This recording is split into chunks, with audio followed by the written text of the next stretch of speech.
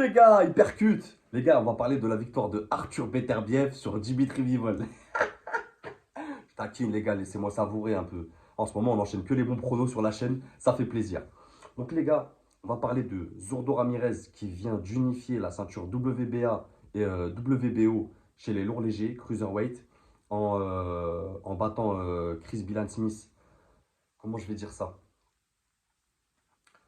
Une démonstration, vraiment une démonstration technique, physique, sur tous les points, il était au-dessus. Mais pas de surprise sur la chaîne.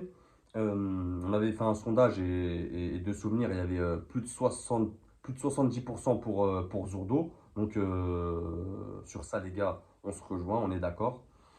Donc je donne comme courageux quand même Chris Billan Smith, vraiment, vraiment courageux. Il prend beaucoup de coups comme j'avais dit, sa défense, c'était pas ouf.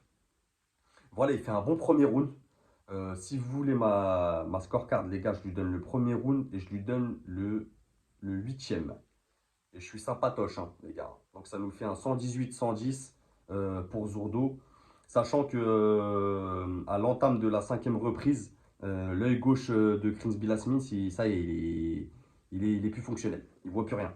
Euh, Vraiment, les crochets droits qu'on fait très très mal à Chris Billasmith en sortie de corps à corps. Euh, la variation de zone de frappe de Zurdo, vraiment incroyable. Le voir boxer. Moi, il y en a qui doutent de lui depuis longtemps. Moi, je l'avais dit déjà lors de son combat contre Arsène Goulamirian, où les mecs, ils rêvaient, ils voyaient Goulamirian gagnant.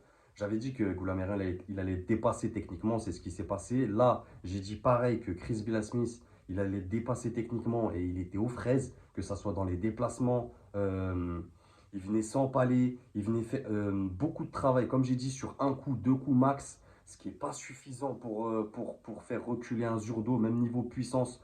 Il a pris beaucoup de coups au corps, donc il lui a enlevé beaucoup de stamina, Zurdo.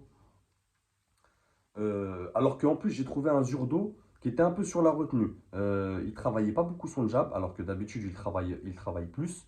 Là, je l'ai trouvé plus en combinaison, allant chercher le corps. Je pense qu'il savait que Chris Billasmith, quand même, c'était dangereux au niveau du punch sur un ou deux coups.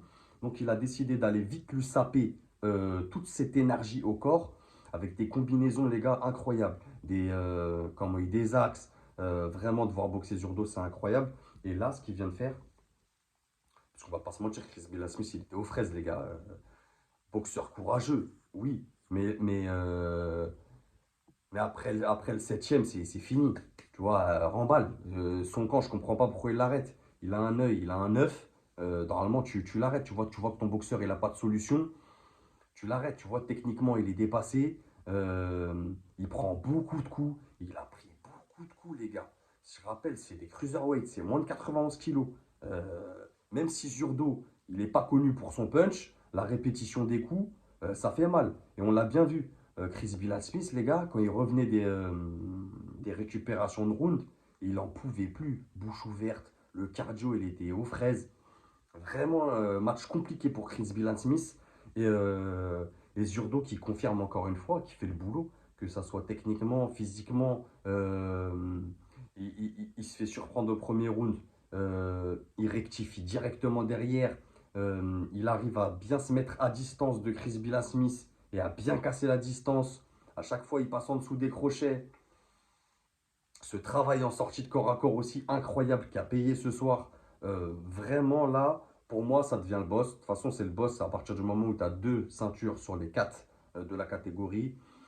En plus, c'est Golden Boy. Il va pouvoir décider de ce qu'il va faire derrière. Moi, maintenant, comme je l'ai déjà dit depuis longtemps, il y a deux oppositions qui sont sensées. Il y a Michael Jean, mais qui va combattre en décembre. Donc, c'est pas le combat qu'a la ceinture WBC, c'est pas le combat que je vois arriver tout de suite.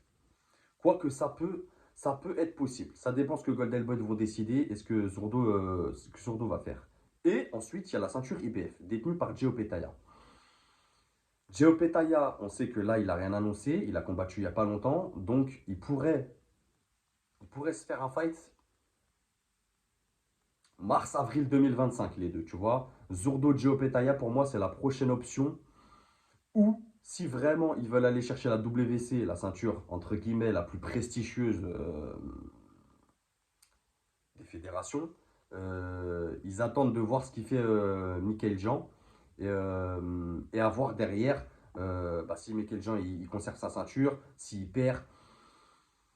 Mais en tout cas, il a deux options. Voilà. Moi, les deux ne me dérangent pas. Dans les deux cas, je vois quand même Zurdo au-dessus d'un Opetaya techniquement. Puissance, un avantage à Opetaya, mais expérience et technique, je vois Zurdo comme ça. Les gars, dites-moi ce que vous en pensez en commentaire. En tout cas, je suis heureux pour Zurdo Ramirez. C'était une belle soirée sur DAZN, les gars. On a eu de beaux combats. Zepeda, Arnold Barbosa. On a vraiment eu des beaux combats, les gars. Pas comme la soirée. J'en ai pas parlé, les gars. Moi, vous me savez, quand ça devient trop du cirque. J'avais dit dans ma vidéo analyse des pronos de Jack Paul Tyson, j'en parle vite fait 2 minutes, les gars, que voilà, il y avait les chapiteaux et tout. Mais laisse tomber ces soirées-là, faut les arrêter, les gars. Faut vraiment les arrêter. C'est de la merde. Moi, je vous le dis vraiment. Vous connaissez ma chaîne, les gars. Y a pas de langue de bois. C'est de la merde. Faut le dire. Éclaté. Vraiment. Bref, j'en dirai pas plus. En tout cas, dites-moi ce que vous en pensez en commentaire, les gars. Et n'oubliez pas, c'est que de la boxe. Bang!